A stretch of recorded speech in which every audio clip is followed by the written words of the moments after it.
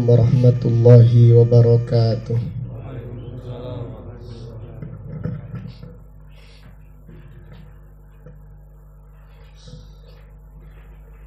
Innal hamdalillah nahmaduhu wa nasta'inuhu wa nastaghfiruh wa na'udzu billahi min syururi anfusina wa min sayyiati a'malina. May yahdihillahu fala mudilla lahu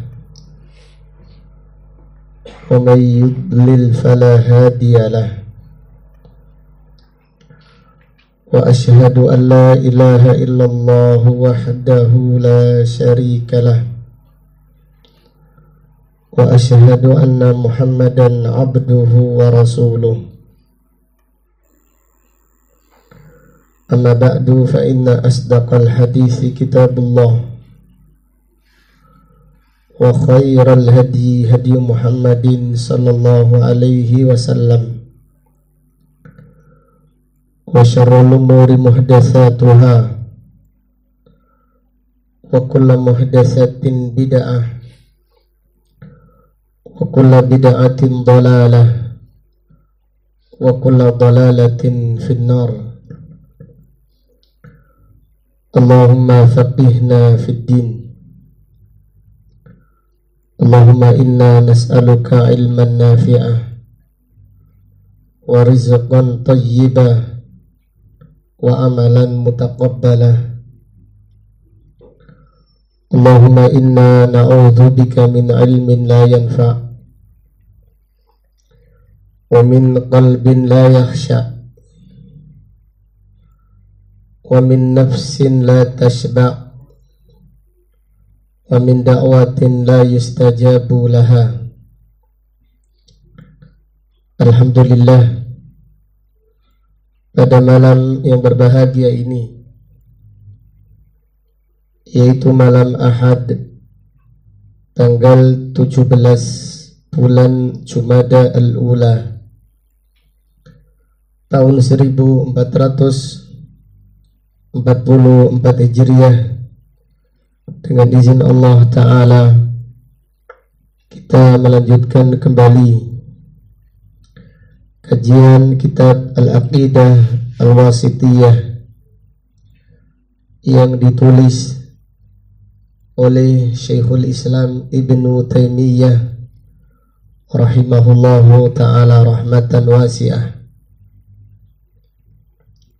Kita memulai pembahasan malam ini dengan membacakan firman Allah surat Az-Zukhruf ayat 80. Allah Ta'ala berfirman, Am yahsabuna anna la nasma'u sirrahum wa najwahum bala wa rusuluna ladaihim yaktubun. Apakah mereka mengira kami tidak mendengarkan rahasia mereka dan bisikan mereka? Bala, iya, dan rasul-rasul kami di sisi mereka mencatat apa yang mereka kerjakan. Allah Subhanahu wa ta'ala mencela orang-orang kafir, orang-orang musyrik yang mengira bahwasannya Allah tidak mendengar rahasia mereka, bahwasannya Allah tidak melihat apa yang mereka kerjakan. Maka Allah mengancam pada ayat ini bahwasannya malaikat mencatat semua apa yang mereka kerjakan atas perintah Allah Subhanahu wa ta'ala. Sebagaimana Allah Ta'ala berfirman, ma yalfidhu min qawlin illa ladaihi raqibun atid. Tidaklah seseorang melafadzkan ucapan kecuali di sisinya ada malaikat yang mengawasinya dan mencatat amal yang dikerjakan. Malaikat sebelah kanan mencatat amal kebaikan, dan malaikat yang ada di sebelah kiri mencatat amal keburukan. Dan Allah Subhanahu wa ta'ala Maha berkuasa atas segala sesuatu. Allah menugaskan malaikat sebagai bentuk ibadah dan sebagai bentuk ketaatan, bukan sebagai bentuk memohon bantuan dan pertolongan. Allah Subhanahu wa ta'ala. Waalaikumsalam.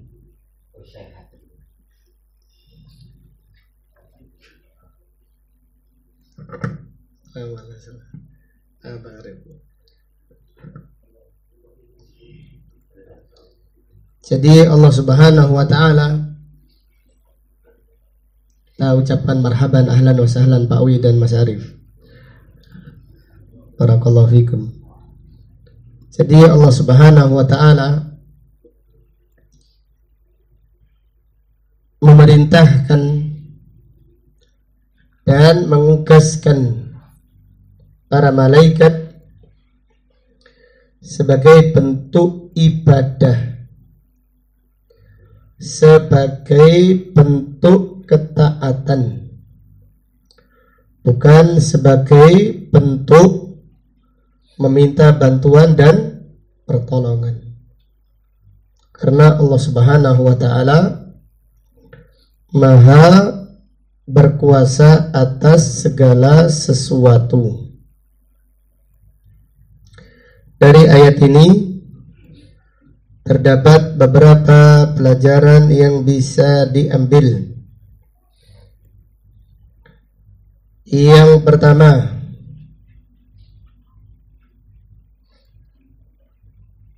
menetapkan sifat pendengaran untuk Allah. Menetapkan sifat pendengaran untuk Allah sesuai dengan kebesarannya dan keagungannya. Dan pendengarannya Allah tidak sama dengan pendengarannya makhluk. Menetapkan sifat pendengaran untuk Allah sesuai dengan kebesarannya dan keagungannya. Dan pendengarannya Allah tidak sama dengan pendengarannya makhluk. Karena pendengaran makhluk sesuai dengan kekurangannya dan kelemahannya. Adapun pendengarannya Allah sesuai dengan kebesarannya, sesuai dengan keagungannya, sesuai dengan kemuliaannya dan kesempurnaannya. Kemudian pelajaran berikutnya, mengimani bahwasannya para malaikat ditugaskan Allah untuk mencatat amal manusia. Mengimani malaikat yang ditugaskan Allah untuk mencatat amal manusia. Jadi malaikat sebelah kanan mencatat amal kebaikan, dan malaikat yang mencatat keburukan ada di sebelah kiri. Kalau kita meludah, tidak boleh meludah menghadap kiblat, dan kita tidak boleh meludah ke sebelah kanan, karena di sebelah kanan ada malaikat yang mencatat kebaikan. Namun kita dibolehkan meludah ke sebelah kiri, dan apabila kita meludah ke sebelah kiri tidak mengenai malaikat, namun mengenai syaitan. Jadi apabila kita meludah ke sebelah kiri tidak mengenai malaikat yang mencatat keburukan, tetapi mengenai syaitan. Kemudian pelajaran berikutnya tentang masalah berbisik. Tentang masalah berbisik dilarang, yaitu dua orang berbisik meninggalkan orang yang ketiga. Tentang masalah berbisik, larangan dua orang berbisik meninggalkan orang yang ketiga. Nabi SAW bersabda, la yatanaja ithnani duna sahibihima. Janganlah dua orang berbisik meninggalkan yang ketiga. Fa inna dzalika yu'dhihi, karena perbuatannya menyakiti. Jadi kalau ada dua orang, tiga orang, lalu dua berbisik, yang satu melihat, ya apa perasaannya? Iya, pikir ngerasan. Iya, sama. Jadi tiga orang berbisik, satu dibiarkan. Ini tidak boleh. Tetapi kalau orang banyak kita berbisik dengan satu orang tidak masalah.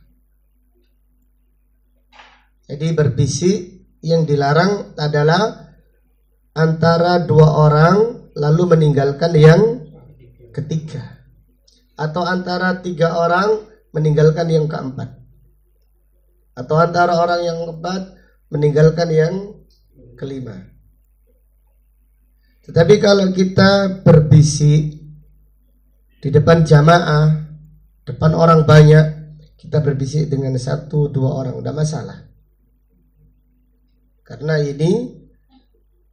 masing-masing tidak akan curiga, tidak akan terbawa perasaan. Kalau bahasa sekarang tidak akan baper. Tapi kalau kita berbisik, yaitu dua orang meninggalkan yang ketiga. Nah, yang ketiga ini pasti suudon, pasti yaitu menyimpan perasaan. Ada apa? Kok saya tidak diajak berbisik? Dan akan muncul prasangka orang yang berbisik tadi membicarakan yang ketiga. Nah, ini yang dilarang oleh Rasulullah sallallahu alaihi wasallam. Ini menunjukkan sempurnanya agama Islam. Sampai berbisik saja ada aturannya. Ini menunjukkan sempurnanya agama Islam. Sampai berbisik saja ada aturannya. Wallahu ta'ala a'lam. Ayat yang berikutnya, Surat Thaha ayat 46. Surat Thaha ayat 46 tentang kisah Nabi Musa dan Nabi Harun yang ditugaskan Allah untuk berdakwah kepada Fir'aun. Allah Ta'ala berfirman, innani ma'akuma asma'u wa ara. Sesungguhnya aku bersama kalian berdua, aku mendengar dan aku melihat. Sesungguhnya aku bersama kalian berdua, aku mendengar apa yang kalian ucapkan, dan aku melihat apa yang kalian kerjakan. Ayat-ayat sebelumnya Allah berfirman kepada Nabi Musa dan Nabi Harun, idhaba ila fir'auna innahu tagha. Wahai Musa, wahai Harun, pergilah mendatangi Fir'aun. Sesungguhnya Fir'aun itu melampaui batas. Faqula lahu qawlan layyinan, dan katakan kepada keduanya, katakan kepada Fir'aun dengan ucapan yang lemah lembut, la'allahu yatadzakkaru aw yakhsha. Semoga Fir'aun yaitu sadar dan takut kepada Allah. Jadi subhanallah, ini pelajaran kepada kita supaya lemah lembut di jalan apa? Dakwah. Kepada Fir'aun saja Allah berfirman kepada Nabi Musa dan Nabi Harun, faqula lahu qawlan layyinan. Katakan kepada Fir'aun dengan ucapan yang lemah lembut. Semoga Fir'aun sadar atau takut. Qala, Nabi Musa dan Nabi Harun berkata, Rabbana innana nakhafu an yafruta alaina atau an yatgha. Nabi Musa dan Nabi Harun berkata, ya Allah, sesungguhnya kami takut Fir'aun menganiaya kami, atau Fir'aun melampaui batas kepada kami. Karena Fir'aun ini terkenal kejam, bengis, tidak kenal memaafkan. Maka Nabi Musa khawatir, Nabi Harun khawatir. Ya Allah, kami khawatir Fir'aun akan yaitu menyiksa kami atau melampaui batas kepada kami. Maka ayat 46, ayat berapa tadi? Ya, ayat 46 Allah berfirman, qala la takhafa, wahai Musa, wahai Harun, jangan takut. Jangan takut kepada Fir'aun. Innani ma'akuma asma'u wa ara. Sesungguhnya aku bersama kalian berdua, aku mendengar dan aku melihat. Aku bersama kalian. Artinya aku tetap maha tinggi di atas arsy, namun aku mendengar dan aku melihat. Aku mengawasi kalian, aku menjaga kalian, aku melindungi kalian, aku menolong kalian dari kejahatan dan kezalimannya Fir'aun. Jadi kalimat bersama tidak harus menempel. Kalimat bersama tidak harus menempel. Allah bersama Nabi Musa dan Nabi Harun, yaitu bersama pendengarannya, penglihatannya, pengawasannya, penjagaannya, pertolongannya, perlindungannya, dan seterusnya. Jadi kalimat bersama tidak harus apa? Tidak harus menempel. Tidak seperti keyakinan pengikut aliran wahdatil wujud, keyakinan manunggaling kawula lan Gusti, yang punya keyakinan Allah menempel dengan makhluk. Allah bersama orang-orang yang sabar, artinya Allah mengikuti orang yang sabar kemanapun berada. Ini akidah sesat, akidah kelompok sufiyah yang sudah sampai level makrifat, yang level syariat, yang levelnya kerucu, wah ini biasa. Tapi kalau sudah sampai level makrifat, artinya mereka meyakini mengetahui ilmu gaib. Dan salah satu kesesatan mereka yang sudah sampai level makrifat, meyakini Allah menyertai dia. Na'udzubillah. Seperti keyakinannya Syekh Siti Jenar.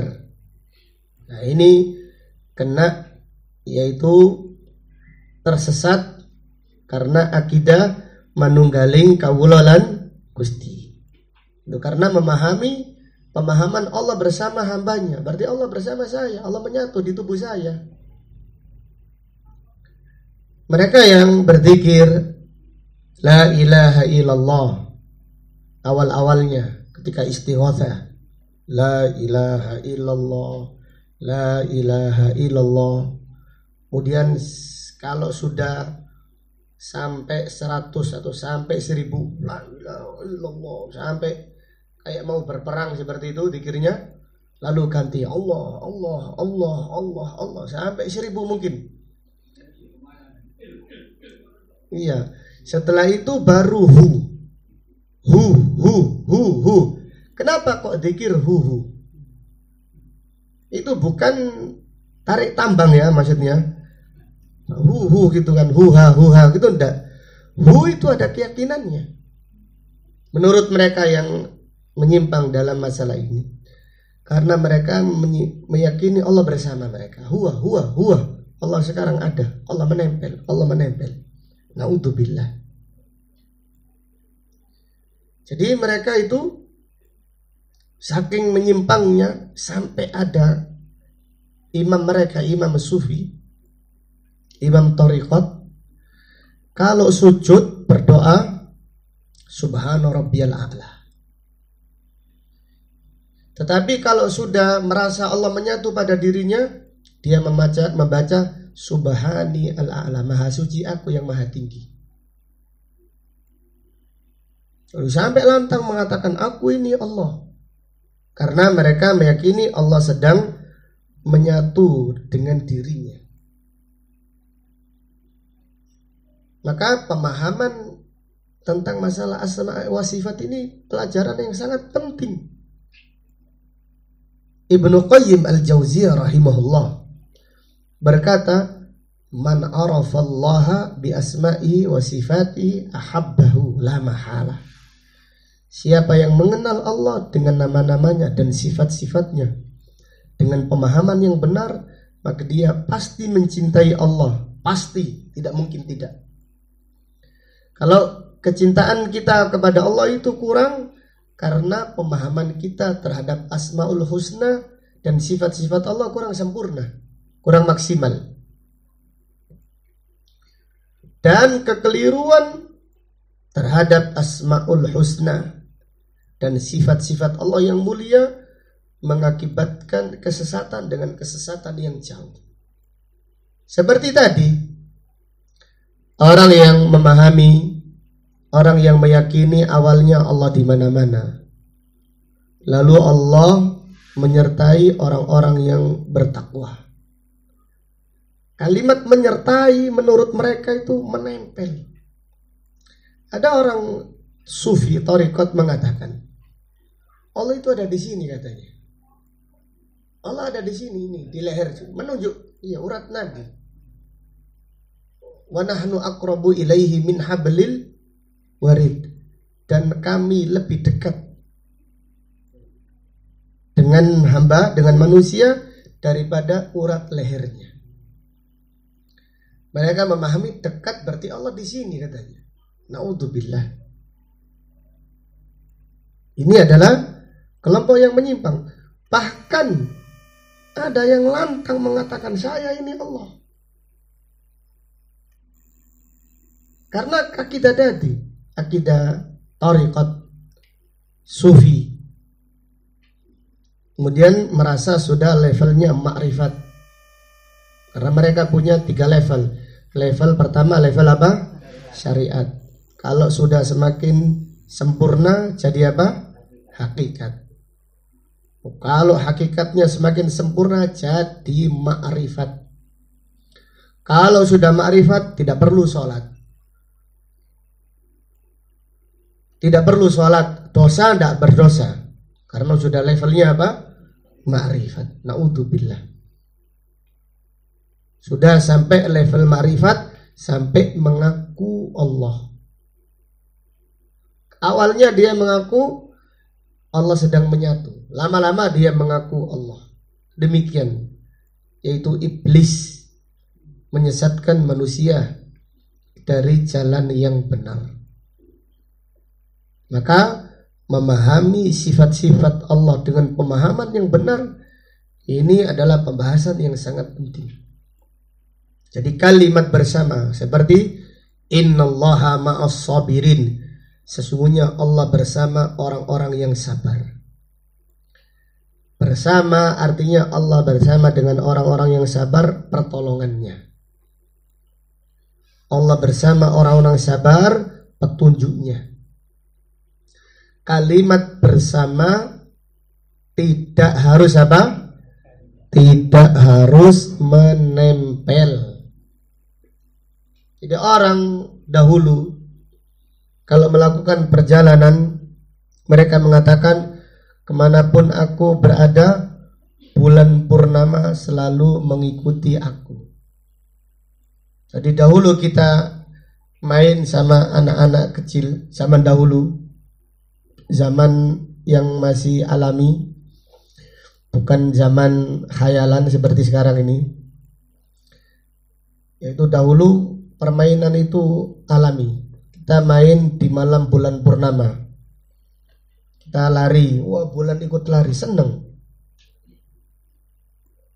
Ada yang mengatakan bulan gak jalan, kita mengatakan bulan jalan. Saya jalan, buktinya bulan menyertaiku. Ada teman yang lain duduk, dia mengatakan enggak, bulan berhenti. Oh, saya melihat bulan berhenti. Bulan mengikuti aku. Royoan mengakui. Jadi orang Arab mengatakan al-qamaru ma'ana, bulan bersamaku. Padahal bulan di mana? Di atas. Untuk menunjukkan apa? Untuk menunjukkan bersama itu tidak harus apa? Menempel. Seorang ibu berkata kepada anaknya yang pamit, ibu berkata, wahai anakku, berangkatlah, safarlah menuntut ilmu. Ibu selalu bersamamu. Maksudnya apa? Bersama apanya? Doa, kangen, rindu. Ibu selalu merindukanmu. Nah, maksudnya seperti itu. Bukan berarti ibunya ikut gitu loh. Berangkatlah, wahai anakku, ibu selalu menyertaimu. Loh, buat apa anaknya pamit tadi? Nek makni melok. Kalimat bersama tidak harus apa? Menempel. Ini harus kita pahami. Innallaha ma'as sabirin. Innallaha ma'al ladina taqaw wal ladina hum muhsinun. Innallaha ma'al mu'minin. Innallaha ma'al muttaqin. Allah bersama hamba-hambanya yang bertakwa. Artinya Allah bersama dengan orang-orang yang bertakwa pertolongannya. Allah maha dekat, iya. Tetapi Allah itu tidak menempel. Allah maha dekat, tapi Allah maha tinggi. Jadi kita harus memahami kedekatan Allah dan ketinggian Allah. Allah maha dekat dengan ketinggiannya, dan Allah maha tinggi dengan kedekatannya. Jadi saya ulangi lagi. Allah maha dekat dengan apa? Ketinggiannya. Dan Allah maha tinggi dengan apa? Kedekatannya. Allah maha tinggi di atas arsy, tapi bukan jauh. Allah dekat. Wa idza sa'alaka ibadi anni fa inni qarib. Aku ini dekat. Karena dunia dan seisinya itu apa artinya bagi Allah? Kecil. Dekat dan jauh itu relatif. Dekat dan jauh itu relatif. Bagi orang yang sering ke luar negeri, kampungnya dengan luar negeri itu dekat. Bendino pulang pergi. Maka ada istilah dunia tidak seluas daun kelor. Iya, sing tahu keliling dunia. Adapun yang nggak tahu, nggak pernah kemana-mana. Jangankan dunia, luar kota aja jauh sekali. Demikian. Jadi dekat dan jauh itu relatif. Itu bagi manusia. Lalu bagaimana dengan Allah? Bagi Allah itu semuanya dekat. Karena apa? Karena tidak ada satupun yang luput dari pengawasannya Allah. Tidak ada satupun yang keluar dari ilmu Allah, dari pendengarannya Allah, dari penglihatannya Allah. Sehingga Allah itu maha dekat dengan ketinggiannya. Artinya Allah itu dekat namun tidak menempel, tetap maha tinggi di atas arsy. Allah maha tinggi di atas arsy, tapi tidak jauh dengan apa? Hamba-hambanya. Allah itu dekat. Maka Allah berfirman kepada Nabi Musa, jangan khawatir, jangan takut Fir'aun dengan bala tentaranya yang super power, yang komplit, yang lengkap, yang zalim, yang bengis. Jangan takut. Innani ma'akuma, sesungguhnya aku bersama kalian berdua. Asma'u wa ara, aku mendengar dan aku melihat. Jadi aku mendengar dan aku melihat. Wallahu ta'ala a'lam. Dari ayat ini terdapat beberapa pelajaran yang bisa diambil. Yang pertama, menetapkan sifat pendengaran dan penglihatan untuk Allah. Menetapkan sifat pendengaran dan penglihatan untuk Allah. Artinya Allah maha mendengar dan Allah memiliki apa? Pendengaran. Allah maha melihat dan Allah memiliki apa? Penglihatan. Dan ini adalah bantahan kepada kelompok Al-Mu'tazilah. Kelompok Mu'tazilah mengatakan Allah maha melihat tanpa penglihatan, Allah maha mendengar tanpa pendengaran, Allah maha mengetahui tanpa pengetahuan. Subhanallah. Bagaimana ini? Ini adalah akidah yang menyimpang. Allah maha semuanya namun tanpa sifat. Allah maha pengampun tanpa ampunan. Allah maha rahmat tanpa, Allah maha pengasih tanpa kasih sayang. Bagaimana ini? Akidah kok bingung. Maka para ulama mengkafirkan kelompok Jahmiyah dan kelompok Al-Mu'tazilah karena mereka mengingkari sifat-sifat Allah. Adapun ahlu sunnah wal jamaah maka mereka menetapkan sifat-sifat Allah sesuai dengan kebesarannya dan keagungannya. Dalam permasalahan ini kita menetapkan sifat pendengaran dan penglihatan untuk Allah. Kemudian pelajaran berikutnya, Allah bersama hamba-hambanya dengan pertolongannya. Allah bersama hamba-hambanya dengan pertolongannya dan pengawasannya. Allah bersama hamba-hambanya dengan pertolongannya dan pengawasannya. Pertolongannya, petunjuknya, perlindungannya, penjagaannya, pengawasannya, penglihatannya, pendengarannya, semuanya. Jadi Allah Subhanahu wa ta'ala bersama hamba-hambanya dengan pertolongannya, atau dengan apa tadi? Pengawasannya. Ini yang harus kita imani.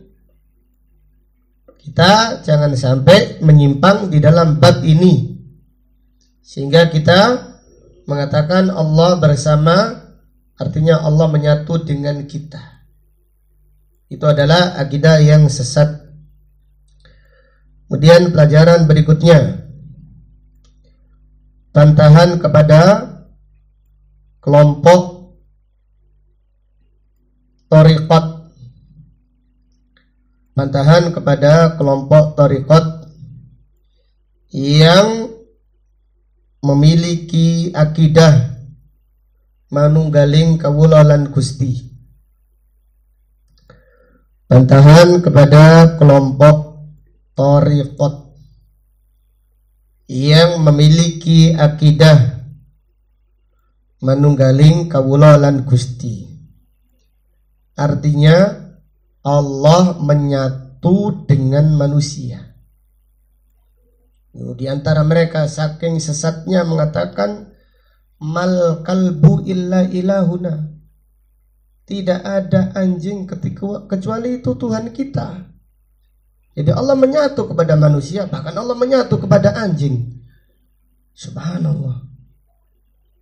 Maka apabila kita melihat aliran-aliran yang sesat, hendaklah kita memuji kebesaran Allah, alhamdulillah, yang memberi petunjuk kepada kita kepada agama yang benar, agama yang sesuai fitrah.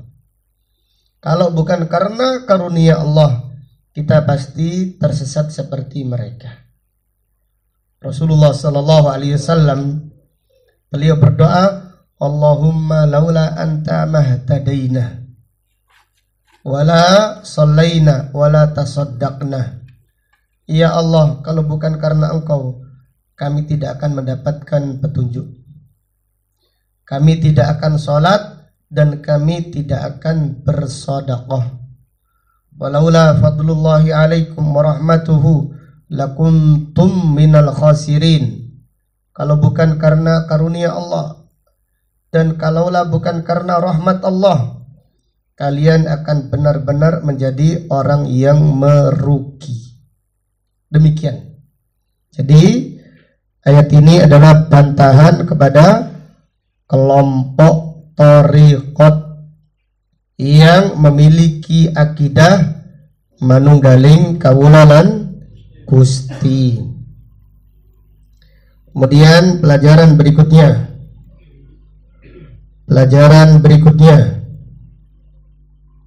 perintah lemah lembut di dalam berdakwah. Perintah lemah lembut di dalam berdakwah. Jadi Allah Subhanahu wa ta'ala mengutus Nabi Musa dan Nabi Harun alaihi wassalam untuk berdakwah kepada Fir'aun. Tetapi Allah tetap memerintahkan supaya berkata dengan perkataan yang lemah lembut. Jadi demikian. Jadi pada asalnya berdakwah itu dengan lemah lembut. Faqula lahu qawlan layyina la'allahu yatadzakkaru aw yakhsha. Kemudian pelajaran berikutnya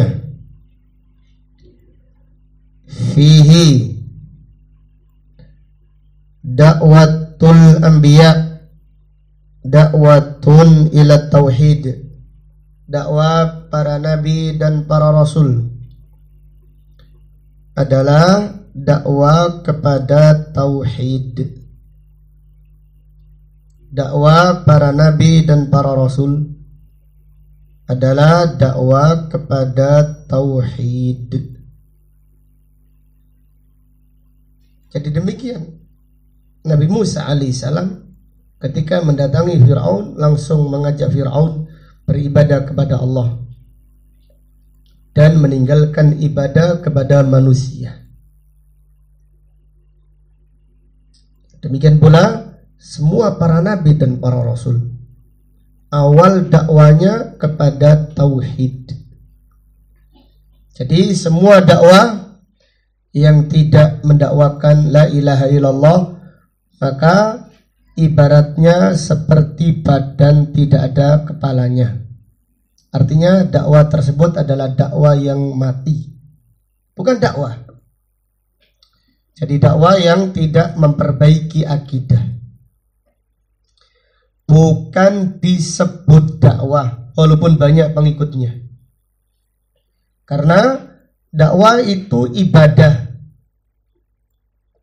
Karena dakwah itu ibadah, kita harus mengikuti dakwanya para nabi dan para rasul.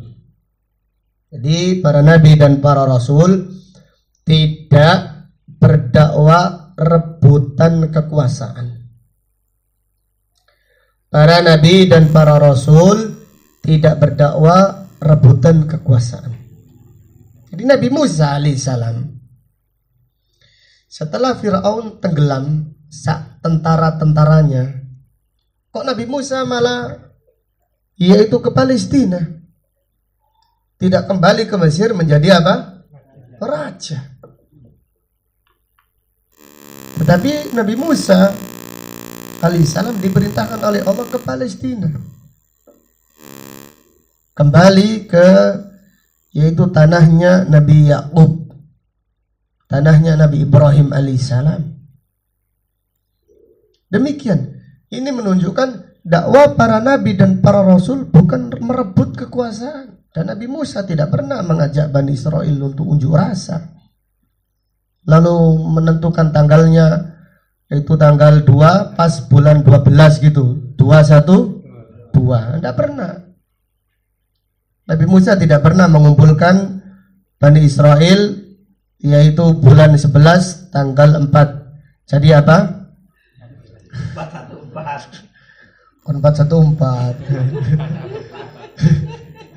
Wanter tapi salah. 411. Semaris disebut memang kau dulu.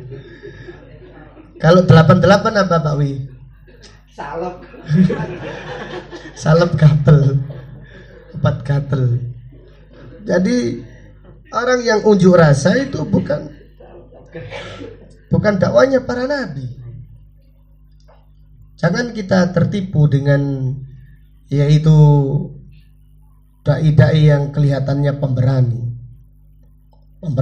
Habib atau siapa, kelihatannya pemberani, mencaci maki pemerintah. Itu bukan dakwah para nabi dan para rasul. Dakwah Nabi Muhammad SAW mendakwakan tauhid. Kalau tegas silahkan, tapi tegas menyuarakan tauhid, bukan tegas untuk merebut apa? Kekuasaan. Alasannya membela rakyat, membela keadilan, tidak membela kalimat la ilaha illallah. Membiarkan kesyirikan yang ada tidak dianggap kesyirikan. Na'udzubillah minadh dhalal. Kita berlindung kepada Allah dari kesesatan. Jadi demikian, dakwah para nabi adalah dakwah kepada tauhid, yaitu mendakwakan kalimat la ilaha illallah. Kemudian pelajaran berikutnya,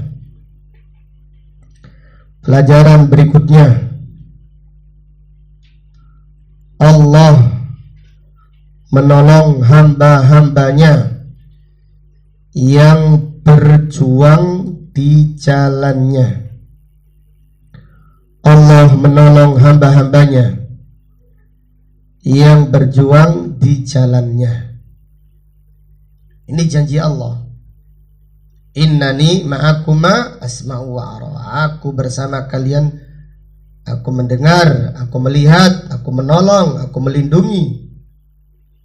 Aku akan menjaga kalian. Maka di jalan dakwah tidak ada yang perlu dikhawatirkan.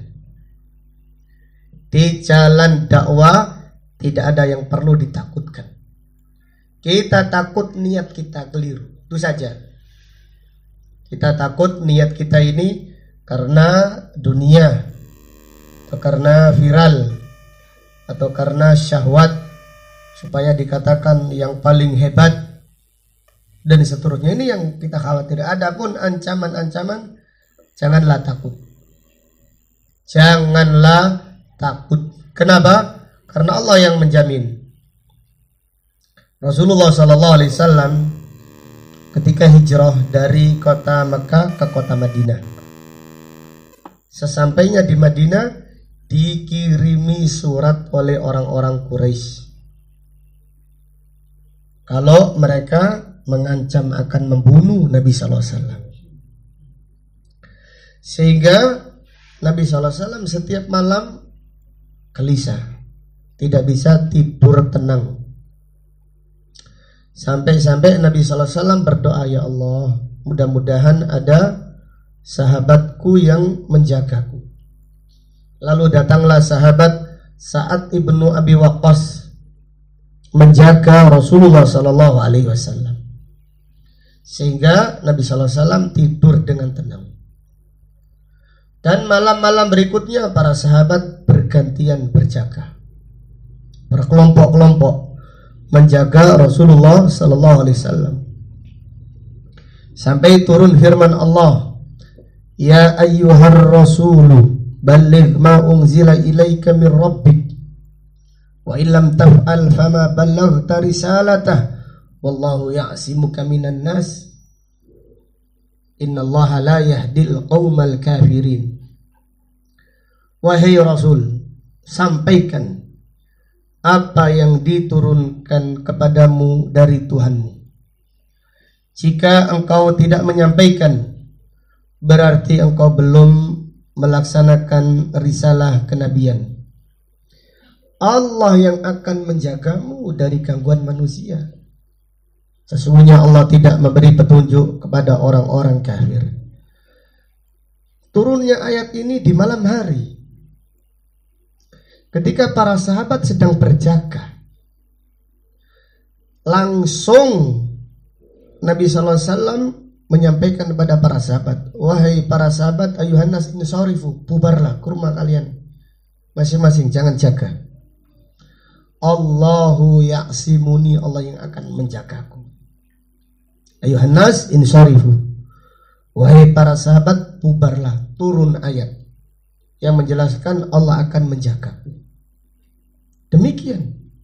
Jadi kalau kita melihat di jalan dakwah, bagaimana Allah menolong orang-orang yang di jalan dakwah, diancam, diintimidasi, tidak takut, diancam, tidak takut, dihadang, tetap saja, yaitu yang menghadang kalang kabut, tidak bisa dibendung. Karena apa? Karena Allah yang menjaga. Wallahu ya'simuka minan nas. Allah yang menjagamu. Ini yang harus kita yakini. Ini yang harus kita yakini, ancaman manusia. mereka yang menghadang, mereka yang niat buruk, mereka yang punya makar, Allah membalikkan makar mereka. Wa yamkuruna wa yamkurullah wallahu khairul makirin. Ini kisah penghadang dakwah ya seperti kisahnya Fir'aun, seperti kisahnya Abu Lahab. Dan sejarah itu pasti terulang. Siapa yang menghadang dakwah, Allah yang akan membereskannya. Kalau dia tidak diberi petunjuk Allah, kalau tidak sadar, tidak taubat, atau Allah yang akan melenyapkannya, Allah yang akan mengurusinya, yang membereskannya. Jadi ancaman luar jangan ditakutkan. Ancaman dalam hati kita ini di jalan dakwah yang kita khawatirkan. Kenapa kita berdakwah? Kenapa? Kenapa? Apa niat Anda? Supaya dikatakan yang paling hebat, supaya terkenal, supaya ini, supaya mendapatkan keuntungan dunia dan seterusnya. Ini yang perlu ditakutkan di jalan dakwah. Adapun ancaman dari luar jangan dikhawatirkan. Allah menjanjikan, Allah berjanji menolong orang-orang yang ikhlas, orang-orang yang tulus. Allah akan menyempurnakan perjuangannya. Allah akan memberikan perlindungan kepadanya. In tansurullaha yansurkum wa yutsabbit aqdamakum. Jika kalian menolong agama Allah, maka Allah akan menolong kalian dan Allah akan meneguhkan langkah kalian. Wallahu ta'ala a'lam. Kemudian pelajaran berikutnya.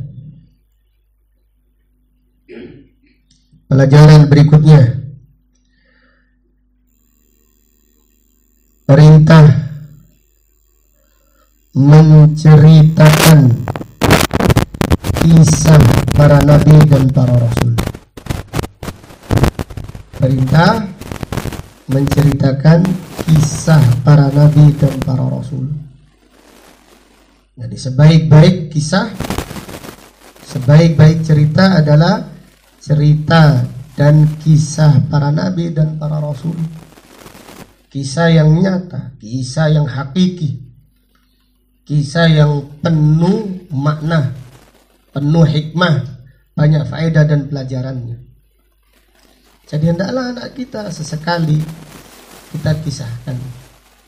Di sambil tidur, sambil ngobrol, kadang-kadang kita menceritakan tentang kisah Qabil dan Habil, cerita tenggelamnya Fir'aun, cerita bagaimana Allah yaitu menolong Nabi Ibrahim alaihissalam. Ceritakan pada anak kita, bukan anaknya kita. Anak kita taunya sopo sama apa? Jarwo. Ini apa ini? Sopo jarwo apa ini? Kisah tidak jelas. Ipin upin apalagi.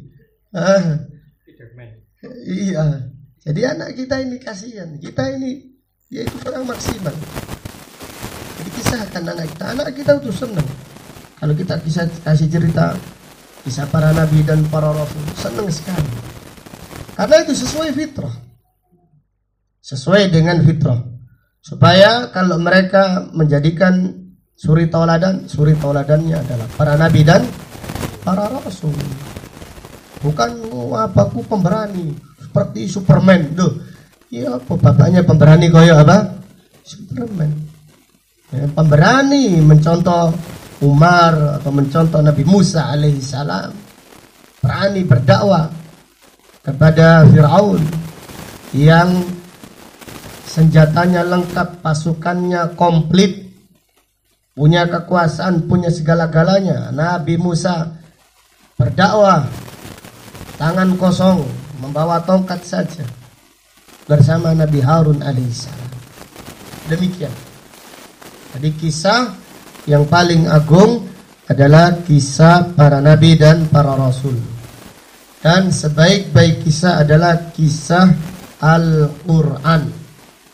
Sebaik-baik kisah adalah kisah Al-Quran dan kisah yang ada di dalam sunnah Rasulullah sallallahu alaihi wasallam.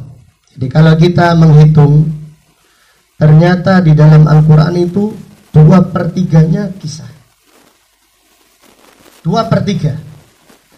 Tetapi kisah Al-Quran adalah kisah pejuang-pejuang tauhid, bukan kisah pemburu dolar atau kisah pemburu cinta. Tidak ada. Seperti drama Korea itu. Tidak ada kisah di dalam Al-Quran, kisah pedagang sukses. Tidak ada. Semua kisah Al-Quran hubungannya dengan kalimat la ilaha illallah. Membela la ilaha illallah atau yang menolak la ilaha illallah. Yang membela la ilaha illallah ditolong oleh Allah. Yang memusuhi la ilaha illallah akan dibenamkan oleh Allah. Seperti Allah membenamkan Fir'aun, Abu Jahal, Abu Lahab dan yang lainnya. Semua musuh-musuh tauhid pada akhirnya dibinasakan oleh Allah Subhanahu wa ta'ala. Wallahu ta'ala a'lam. Kemudian pelajaran berikutnya, fihi wal aqibatu lil muttaqin, kesudahan baik bagi orang-orang yang bertakwa. Kesudahan baik bagi orang-orang yang bertakwa. Artinya kalau kita di jalan menuntut ilmu, jangan tergesa-gesa. Kapan berhasilnya kita? Berhasilnya kita yaitu selama kita berada di jalan ilmu ini berhasil. Maka dikatakan oleh Syekh Albani rahimahullah, mata wasolna, kapan kita sampainya.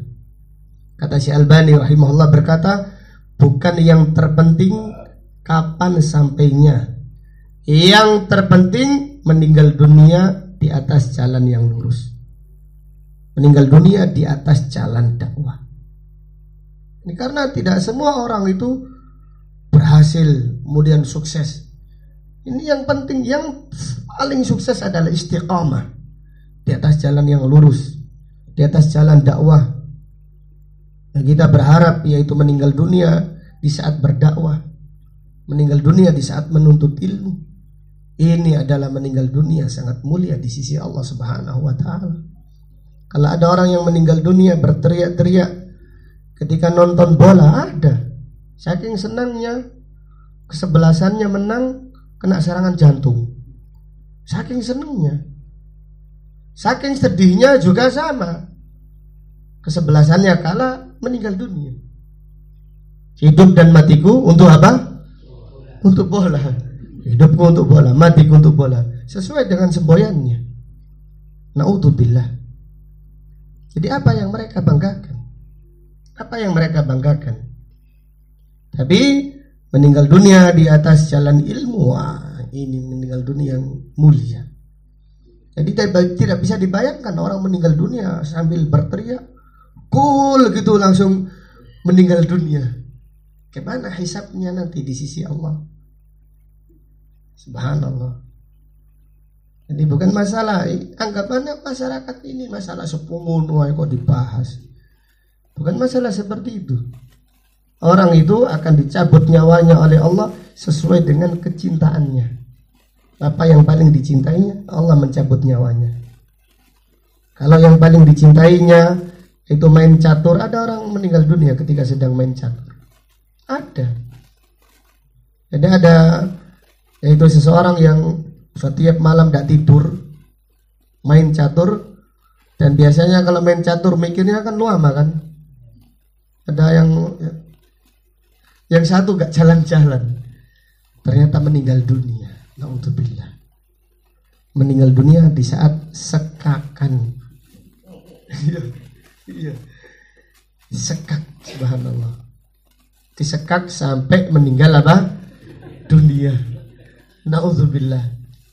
Iya, sekak mati. Dan ini memang seperti itu kenyataannya. Orang itu dicabut nyawanya sesuai dengan kecintaannya. Maka kalau kita cinta ilmu, perbaiki niat kita. Perbaiki niat kita supaya kita diwafatkan oleh Allah di atas jalan ilmu.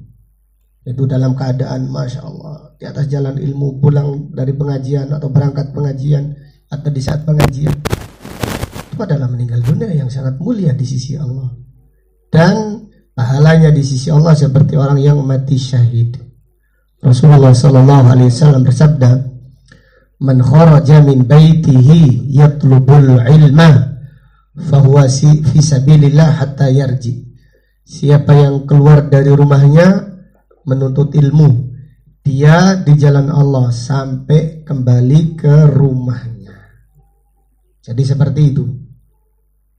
Maka perbaiki niat kita, kuatkan semangat kita. Perbaiki niat kita, kuatkan semangat kita. Di jalan ilmu adalah jalan yang mulia di sisi Allah Subhanahu wa taala, dan ini adalah jalannya para nabi dan para rasul. Wallahu ta'ala a'lam. Sampai di sini pengajian kita malam ini. Insya Allah akan kita lanjutkan pada kajian yang berikutnya. Kemudian ada beberapa waktu, beberapa menit, kalau ada pertanyaan saya persilahkan.